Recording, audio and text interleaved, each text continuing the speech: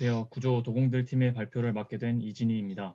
저희 팀은 저와 김용성, 임규원, 정계훈 팀원으로 구성되어 있으며 팀장인 저는 프로젝트 전체 관리와 아두이노, 산출물 및 재무 관리를 맡았으며 김용성 팀원은 전체적인 UX, UI, PPT의 디자인과 프론트엔드 작업을 맡았으며 나머지 임규원, 정계훈 팀원이 백엔드의 기능들을 나눠서 구현하였습니다. 발표 시작하겠습니다. 저희 팀이 만든 앱의 이름은 아몰랑 파킹입니다. 앱 이름은 아몰라 주차할래와 파킹의 합성어로 아파트 주차 문제를 해결하겠다는 마음으로 역설적으로 이름을 지었습니다. 목차는 다음과 같습니다. 우선 개요입니다. 최근 아파트의 주차난이 굉장히 심해지고 있습니다. 일단 기본적으로 차량 2대 이상을 보유한 거주 세대들이 많고 기존의 주차장에 전기차 전용 주차 공간까지 점점 늘어나면서 일반 주차 자리들은 더욱 부족해지고 있습니다. 심지어는 외부 차량이 아파트 주차장으로 들어와 무단으로 자리를 점거하는 경우도 적지 않아 주차 갈등은 더욱 심해지고 있는 상태입니다. 이에 따라서 저희는 주차장 사항을 배치도 및 수치표, 다양한 주차 편의 기능을 모바일로 확인 및 사용할 수 있게 직관성, 접근성, 편의성을 높인 아파트 주차 편의 어플리케이션을 구현하는 것이 목표입니다. 기술 현황으로 현재 아파트 주차장에서 대중적으로 사용되고 있는 360도 전방위 카메라 방식 유도 시스템입니다. 이 방식은 CCTV가 따로 필요 없고 카메라 한 대당 여러 주차 공간을 모션 인식으로 탐지하여 LED로 나타내고 데이터를 관리 서버로 전송하여 전광판으로 층마다 남은 자리를 나타내주는 방식으로 구동되고 있습니다. 시장 현황으로 유사 앱을 살펴보겠습니다. 우선 모드의 주차장이라는 앱은 인근의 공용 주차장에 대한 정보를 파악할 수 있고 자리에 대한 결제도 할 수 있습니다. 우리 주차장이라는 앱은 아파트 방문 차량을 관리하는 용도로 주로 사용되고 있고 모빌이라는 앱은 아파트 커뮤니티 기능 위주로 사용되고 있습니다. 정리하자면 기존의 아파트 주차 관리 시스템은 주차장의 전체 상황만 나타내어 주차 문제를 해결하는 데 한계가 있고 시중에는 공용 주차장에 대한 정보만을 한정해서 제공하고 주차 기능 관련성 적은 아파트 앱이 다수입니다. 따라서 실질적으로 아파트 내 주차 문제를 해결할 수 있는 앱이 존재하지 않습니다. 다음으로 본론입니다. 사용한 협업 툴로는 노션과 슬랙이 있는데 주로 노션은 회의 내용 및 전체적인 스케줄 관리에 이용하였고 슬랙은 개발할 때 참고해야 하는 내용들을 정리 및 관리하기 위해 사용하였습니다. 실제로 이런 식으로 활용하였습니다. 서버는 네이버 클라우드 서비스를 사용하고 클라우드에서 공인 IP와 마이크로 서버를 대여하였습니다. 또한 HTTPS 통신을 통해 도메인을 구입하여 적용하였습니다. 기능 구성도는 다음과 같으며 기능은 크게 주차 현황을 배치도 및 수치표로 표시, 입주차 알람, 이중주차 자리 탐색, 5분 예약 기능의 4가지로 나뉘며 모든 기능들은 로그인 후 해당 아파트 거주민 인증을 받아야 사용할 수 있습니다. 시스템 구성도는 다음과 같으며 프론트단의 화면을 구성하는 데는 크로스 플랫폼 개발 프레임워크인 리액트 네이티브를 사용하였으며 백단은 스프링 프레임워크 기반 프로젝트를 복잡한 설정 없이 쉽고 빠르게 만들어주는 스프링 부트를 사용하였습니다. 푸시 알림을 구현하는 데는 파이어베이스 클라우드 메시징을 사용하였으며 아두이노 센서로부터 실시간으로 주차 자리에 대한 정보를 서버로 전달하여 화면으로 보여주고 이를 RESTful API로 구현하였습니다. 목표 시스템 프로토타이핑 화면들은 다음과 같습니다. 저희는 아두이노를 사용하여 사물 인터넷 환경을 구성하였는데 아두이노란 오픈소스를 기반으로 한 단일 보드 마이크로 컨트롤러로 완성된 보드와 관련된 개발 도구 및 환경을 말합니다. 사용한 아두이노 구성품으로는 센서 및 모듈을 제어하는 아두이노 우노 R3 SMD 보드, 물체와의 거리를 측정하는 초음파 센서, 와이파이에 연결하여 서버와 통신하기 위해 사용되는 ESP8266 모듈이 있습니다. 아두이노 회로도는 다음과 같으며 아두이노 우노 보드에 초음파 센서와 ESP8266 모듈을 연결하고 특히 ESP8266 모듈을 펌웨어 업데이트 없이 쉽게 사용하게 해주는 ESP01 어댑터를 추가적으로 사용하였습니다. 아두이노 동작 흐름도는 다음과 같고 모든 기능은 와이파이로 인터넷 연결이 되어 측정 데이터를 서버와 통신할 수 있는 상태가 되면 동작합니다. 초음파 센서의 음파의 성질로 일어날 수 있는 방향각 부정확성, 외람 민감성, 반사각 민감성에 대해 다음과 같은 실험들을 실행하였습니다. 실험 결과는 다음과 같이 도출되었고 실험 결과를 분석한 결과 초음파 센서의 측정 범위는 그림과 같이 도출되었고 결론적으로 현재 모든 주차 자리의 규격에 적용할 수 있으므로 프로젝트 적용에 적합하다고 판단하였습니다. 백엔드 구현 라이브러리로는 자바 스프링 부트를 사용하였습니다. 그리고 MVC 패턴을 사용하여 프론트와 RESTful API 방식으로 통신을 하였습니다. 또한 스프링 시큐리티를 사용하여 권한과 인가를 처리하여 어플리케이션의 보안을 담당합니다. 동작 가능한 프로세스와 기능을 구분하기 위해 패키지별로 프로세스를 설정하였습니다. config 패키지는 스프링 시큐리티를, 컨트롤러는 프론트엔드와의 API 통신을, FCM 패키지는 푸시 알림을 위한 설정, 레파지토리와 서비스 패키지는 DB와 연결하고, 비즈니스 로직을 처리하는 클래스들과 토큰 패키지는 JWT 설정 클래스들을 담았습니다. 추가적으로 로컬과 서버의 에러 액세스 최소화를 위해 프로퍼티를 나눠 작업하였습니다. 회원가입 이후 로그인된 사용자의 정보를 받아 고유의 제이슨 웹 토큰을 생성합니다. 이렇게 암호화된 토큰 값을 서버에서 해독하여 로그인을 진행합니다. DB의 연관관계 유지를 위해 유저와 아파트는 조인을 위한 1대1 매핑을, 유저와 푸시 알람 정보는 1대 N 매핑 카디널리티를 가지도록 설정합니다. 하나의 사용자는 자신의 고유한 아파트에 대한 정보를 가지게 되며 사용자별로 여러 개의 푸시 알림을 등록할 수 있습니다. 푸시 알림을 위해 사용자가 기기 고유 디바이스 토큰과 기기의 운영체제 정보를 받아오고 그걸로 FCM에 메시지를 전송합니다. 그러면 FCM에서 각 기기에 푸시 알림을 전송해 줍니다. 또한 파이어베이스와 통신을 해야 기기별로 푸시 알림을 전송할 수 있는데 HTTPS만 지원하므로 서버에 SSL을 발급하여 HTTPS 통신을 가능하게 만들었습니다.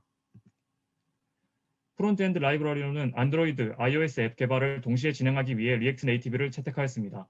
이러한 작업을 통해 최종적으로는 각각의 플랫폼에서 앱을 시연하는 데에 성공하였습니다.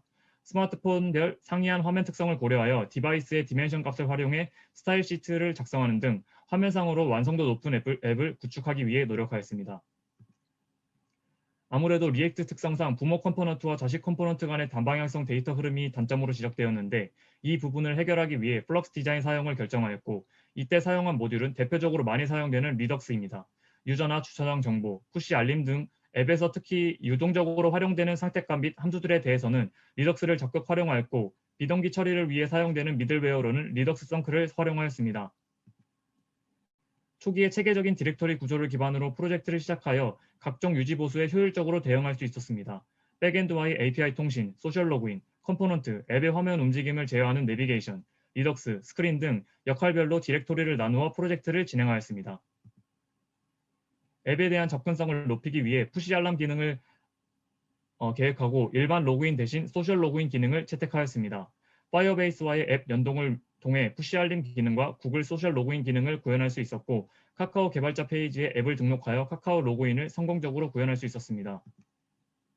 iOS에서는 푸시 알림을 등록하기 위해 별도의 APN 인증서가 필요하였고 이 또한 성공적으로 구현하였습니다. 또한 이 과정에서 푸시 알람뿐만 아니라 iOS 사용자들을 위한 애플 로그인 기능을 추가하였습니다. 마지막으로 실제 서비스되는 어플리케이션들의 디테일을 고려하여 사용자가 설정한 언어별로 앱 이름이 다르게 표기되도록 네이티브 코드를 구현하였습니다. 최종적으로는 알림을 허용한 유저들에 대해 포어그라운드, 백그라운드에서의 알림 수신이 가능해졌고 안드로이드에서도 마찬가지로 이러한 알람 수신이 가능합니다. 개발 방법론은 계획을 유연하게 조정할 수 있는 애자일 개발 방법론 중 스크럼 프로세스를 채택하여 일정 기간마다 스프린트를 반복하여 결과물을 도출하였습니다. 이에 따라 작성한 제품 백로그는 다음과 같이 4개로 작성하였고 각 팀원별 업무 역할은 다음과 같습니다. 각자의 역할에 따라 일정 주기의 스프린트마다 다음과 같은 스프린트 백로그를 수행하였으며 이에 따른 스프린트 소멸 차트는 다음과 같습니다. 전체 개발 일정표는 다음과 같으며 마지막 주에 푸시 알람 기능 구현에 조금 더 시간을 할애하였습니다. 수정사항으로는 배치도의 아파트 동에 대한 방향을 추가하여 좀 더 직관적으로 주차장 상황을 파악하게 하였고 배치도 화면의 업데이트 간격 설정과 입출자 알림 설정의 사용자 커스터마로 사용자의 편의성을 더 높였습니다. 그리고 주차 자리에 차량이 아닌 다른 물체가 탐지되는 경우를 방지하기 위해 일정 시간 동안 연속적으로 물체가 탐지거리 이하로 탐지되는 경우에만 값을 서버로 전송하도록 하였습니다. 다음으로 시연 영상을 보시겠습니다. 왼쪽은 안드로이드, 오른쪽은 iOS 화면이고 리얼 디바이스에서 동시에 각각 녹화했습니다. 안드로이드는 카카오 로그인을, iOS는 구글 로그인으로 로그인하고 있습니다. 두 기기 모두 성공적으로 로그인을 하였고 그 다음으로 거주하는 아파트를 선택, 거주민 인증을 위해 인증 코드를 입력하여 앱의 메인 화면으로 이동하게 됩니다.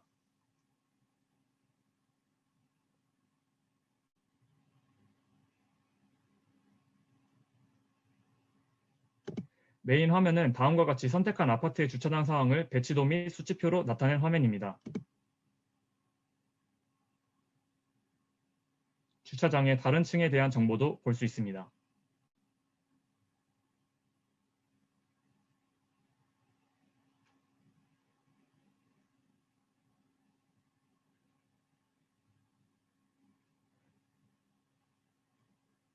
특정 주차 자리에 대해 5분 예약 찜하기 기능을 팝업 형태로 사용할 수 있으며 오른쪽에서 특정 자리를 5분 예약하면 다른 사용자에게는 실시간으로 자리가 찼다고 업데이트되는 것을 볼 수 있고 기능의 남은 시간을 보여줍니다. 그리고 5분 내에 예약한 자리에 차량을 대지 않을 시 다시 배치도는 원래 상태로 돌아가게 됩니다.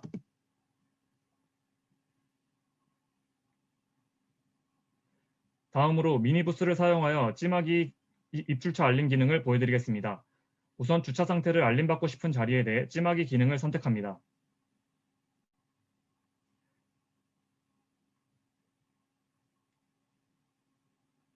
알림창으로 가면 정상적으로 사용자가 어떤 자리를 찜하기 했는지 확인할 수 있습니다.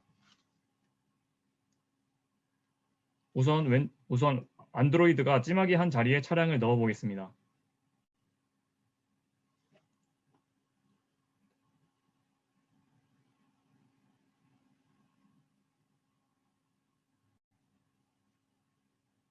해당 자리에 차량이 입차할 시 다음과 같이 입차 알림이 오고 배치도 및 수치표가 두 기기에서 바로 업데이트되는 것을 볼 수 있습니다.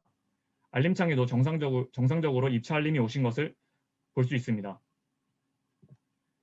이번엔 iOS가 찜하기 한 자리에 차량을 넣어 보겠습니다.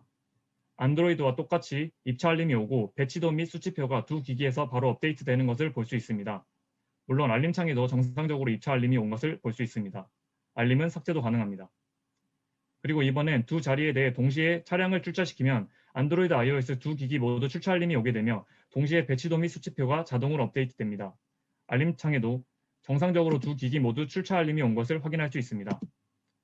설정창에서는 찜하기 기능에 대한 무분별한 알림 수신을 방지하기 위해 각각 설정할 수 있게 해놨으며 주차장 정보 업데이트 주기도 5초, 10초, 30초로 사용자가 원하는 대로 설정할 수 있게 해놨습니다. 이중주차 자리 탐색 기능은 사용자가 주차할 시작 시간과 예정 출차 시각을 입력하면 이에 따라 현재 이용할 수 있는 이중 주차 자리를 탐색해서 보여줍니다. 위와 같이 특별한 색깔로 이중 주차 자리를 찾아주는 것을 확인할 수 있습니다.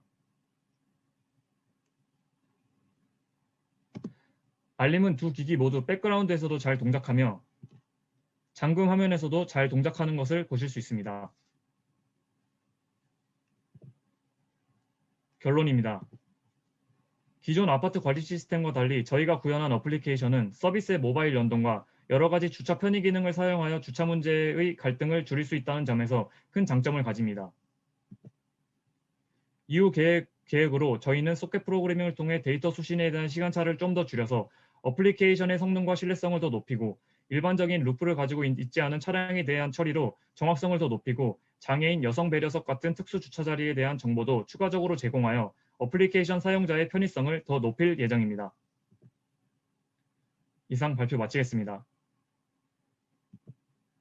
감사합니다.